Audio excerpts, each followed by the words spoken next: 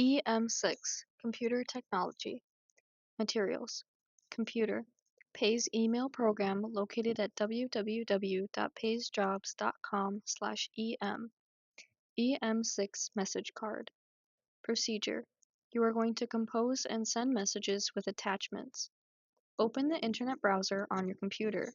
Click in the address bar at the top of the screen and type the following address: www.paysjobs.com/em.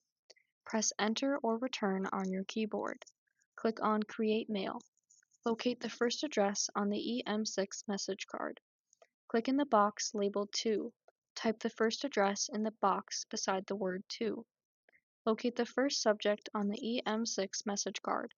Click in the box labeled Subject. Type the first subject in the subject box.